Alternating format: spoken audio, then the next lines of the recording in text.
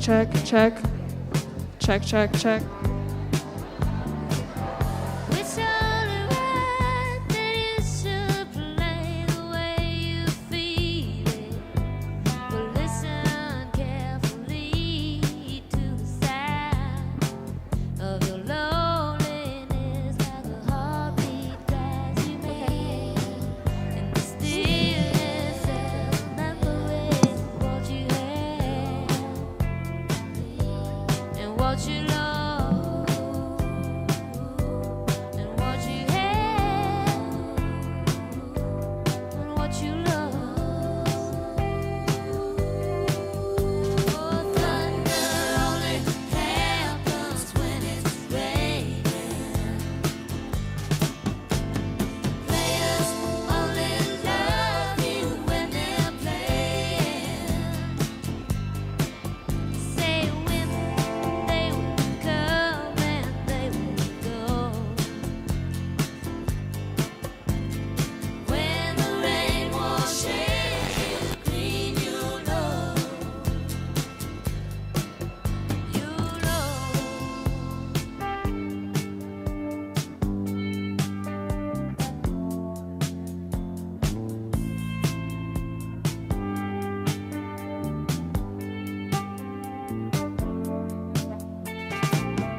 Now here I go again. I see the crystal vision.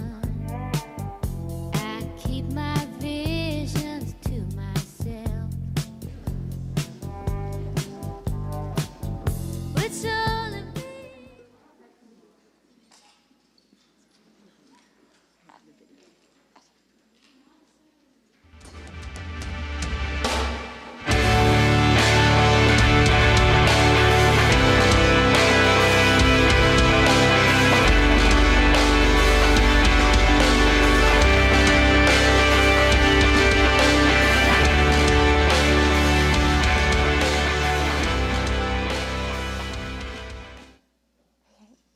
Hi, I'm Madison Proctor, and I'm a part of the tango group at GPS. And today we're going to open chapel with Por Una Cabeza, so I hope you like it.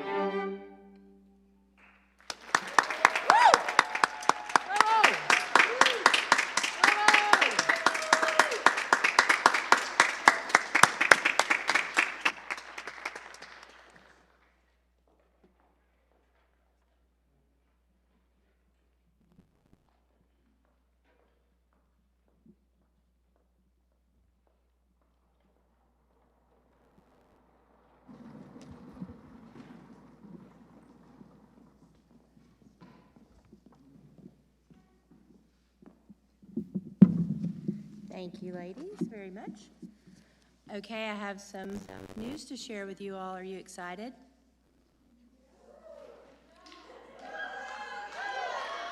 Y'all break my heart. You really do. But first, before I even get into that, do we have any soccer players in here? Seniors? I want to congratulate you all on an outstanding season. I know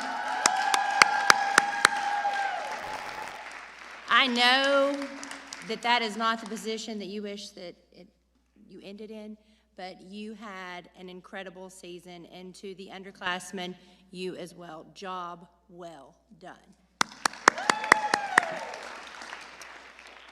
Okay, now I'm here to talk about Feel the Flame. Well done, everyone. So the big exciting news is this. 2 classes won the Chick-fil-A lunch, and those of you that are virtual or if you're unable to be with us on the day of your special lunch, we're going to deliver it to your home, so do not fret, those of you that are at home doing virtual learning. So congratulations to the overall winner for the highest parent participation for the 6th grade. So go 6th grade babies. All right, so you all will be celebrating your Chick-fil-A lunch on Wednesday, November the 18th, so that's coming up pretty soon. And then the friendly freshman won for the upper school, and you will be having your Chick-fil-A on December the 2nd. So yummylicious to y'all. Okay, then overall participation, the middle school did win. So on Friday, November the 13th, You will get a pajama day, so it's going to be comfy. There will be more details to come for both your Chick-fil-A lunch days and for the pajama day. So stay tuned for that news. And then a big thank you to everyone that did give. And I know that this was about participation, but I also want to shout out some financial numbers because parents, during this 5-week period, we generated $94,273.50 for our girls. And so that is great. So thank you so much for that.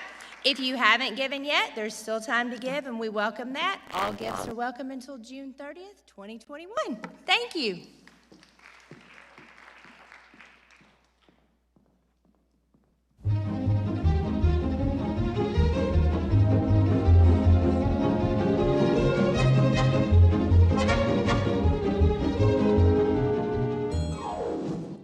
Hi everyone, I'm Asta Sinha, Senior Chairwoman, and I have a red announcement for you all.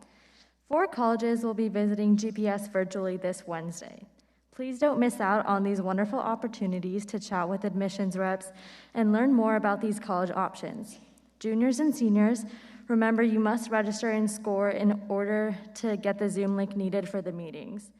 Agnes Scott College is at 1 p.m., Dickinson College is at 1:30, Mercer University is at 2, and the University of Massachusetts Lowell is at 2:30. Please sign up to learn more. Thank you.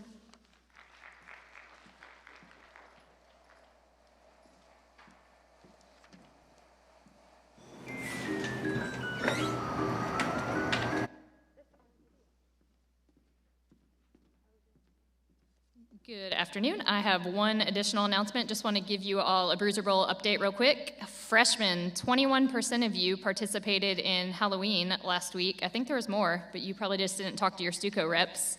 Sophomores, we had 60% of you guys dressed up, and seniors and juniors, there were 67% of your grades who dressed up and earned some Bruiser Bowl points. And tardies last week, juniors were the most punctual, followed by the freshmen, the sophomores, and seniors. Y'all struggled a little bit last week. But that's all right. Y'all are going to bounce back in November. So I will be back with an update tomorrow on the thank you videos for October and to announce the winners for the month. Going into those final points, the juniors are in first place by about 100, followed by the seniors, then 9th, then 10th. And now I would like to invite to the stage Holden, Merritt, and Evie to introduce their sister and our chapel speaker, Carolina Kelley.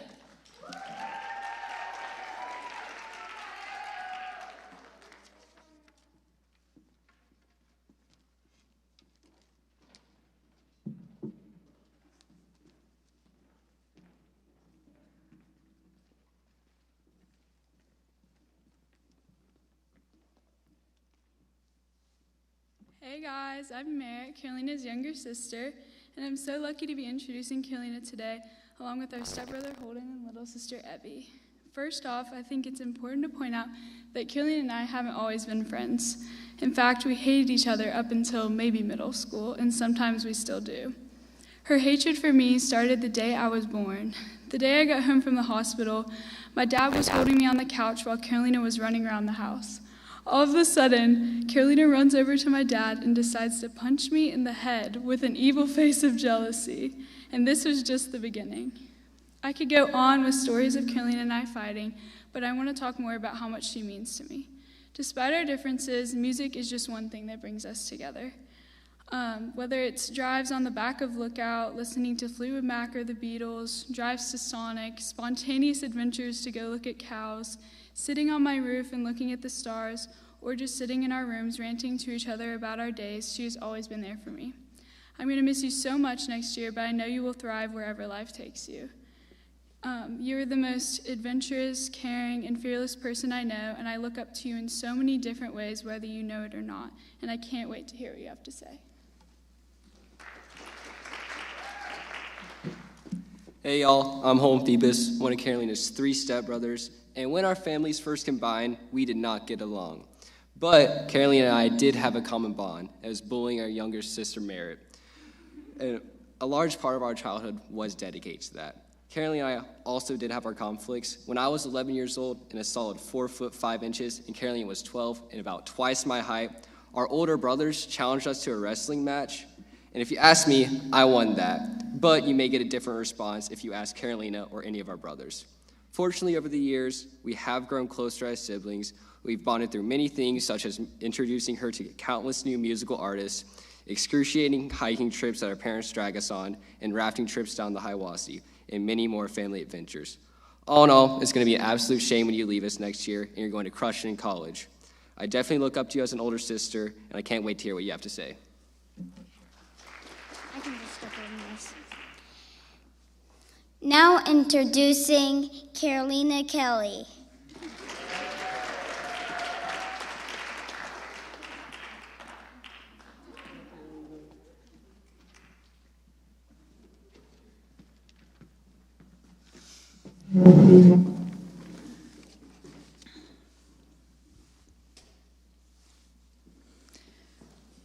Thank you, Merritt, Evie, and Holden for introducing me. Each of you means so much to me. And to my rat, Katie, I hope you treasure your years at GPS because they will go by before you know it. To my best friends, Ellie, Araya, May, and Catherine, thank you for making my time here amazing, and each of you will always mean the world to me. What's a chapel talk? I thought to myself while beginning to write this talk. The only guidelines I have is within the name. A talk given in chapel. A talk given by me.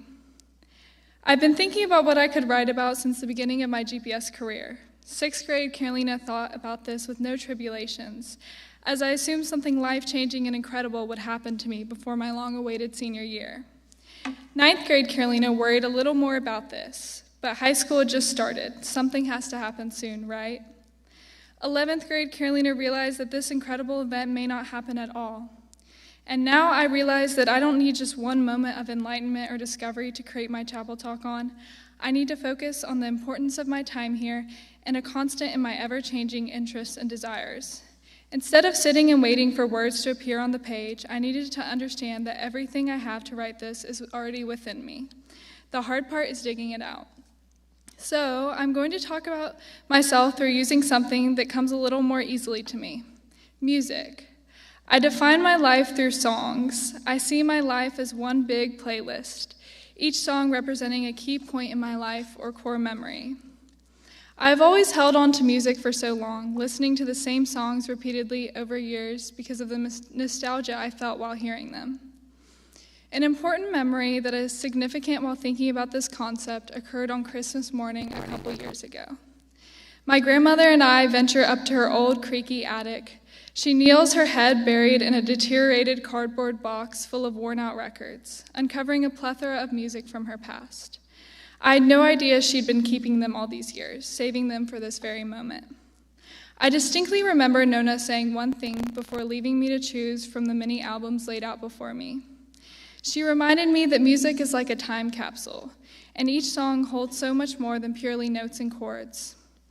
Each record from that dusty box in the attic represents more than what I can just hold in my hand, but it forever encases memories and valuable messages within.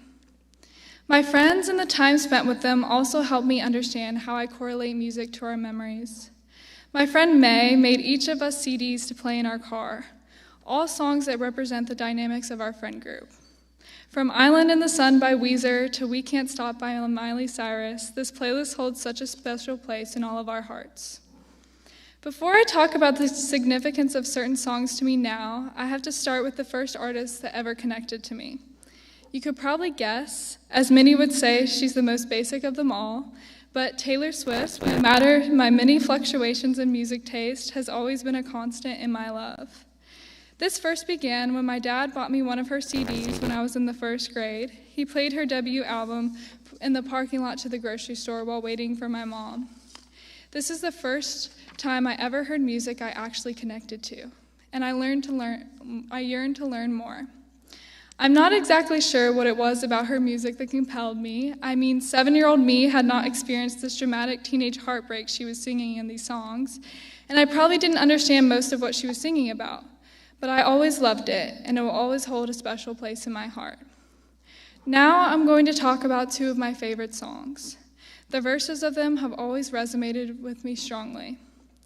In this next song by Fleetwood Mac, Stevie Nicks sings, "Rhiannon rings like a bell through the night, and wouldn't you love to love her? Takes the sky like a bird in flight." Stevie Nicks sings Rhiannon to me when I'm feeling the pressure of the world's chaos and noise. The words reflect my outlook on life, and hearing the melody and words always creates a calming effect for my often stressed mind. The message of freedom connects with my appreciation for adventure and my desire to live life freely, like the bird that Nick sings about, always searching to discover more. Dreams unwind, love's a state of mind. Listening to these last lyrics helped me understand how I emphasize the importance of dreaming to manifest my goals in life, always maintaining a strong belief in what I aim to achieve. I value my relationships with others highly, leading life with love as my state of mind. But also, and most importantly, I have to remember to love myself. Because although lots of people can come and go in my life, I will always be here. My introverted self seeks independence everywhere I go, and I've always relied on myself to know what's best for me. I use these lyrics to remind myself the importance of keeping my individualism a part of my identity, and encourage myself to not rely on others for what I can accomplish on my own. When Billy Joel sings, "Slow down, you crazy child, you're so ambitious for a juvenile, but then if you're so smart, then tell me why are you still so afraid?" These lyrics vibrate off of my speakers as I sit on the floor of my room, taking in the words and the melodies. Mentally, I replay all the times I have listened to Vienna by Billy Joel, and the feelings I experienced in those moments overcome me. The song reminds me of long nights spent studying or driving down the back of Lookout Mountain, taking in the beauty of my environment, while hoping the long expanses of back roads will never end. Watching the record spin endlessly reminds me that although Vienna ends in a few minutes, its strong and inspiring message stays forever. This song encourages me to alter my perspective on life. Instead of chasing the unknown of the future, I realize being content with my experiences in the here and now is extremely important. Something as simple as a song or melody can hold so many memories of happy, exciting, or sad times throughout one's life. My brain is wired to have an intense connection between life and song, and I use that to recall important moments in my life. My mind is filled with many echoes of the past, and listening to music helps me navigate and reminisce on significant life experiences. Using it to reminisce, but also to anticipate, song gives me a constant safety net that nothing else could provide. Music invigorates me, because not only does it hold my past, but it helps me navigate the exciting future that I know is waiting for me. Thank you. Please picture me in the trees. I hit my peak at 7 feet in the swing over the creek. I was too scared to jump in, but I was high in the sky with Pennsylvania under me. Are there still beautiful things? Sweet tea in the summer, cross your heart, won't tell no other. And though I can't recall your face, I still got love for you. Your braids like a pattern, love you to the moon and to Saturn. Passed down like folk songs, the love lasts so long.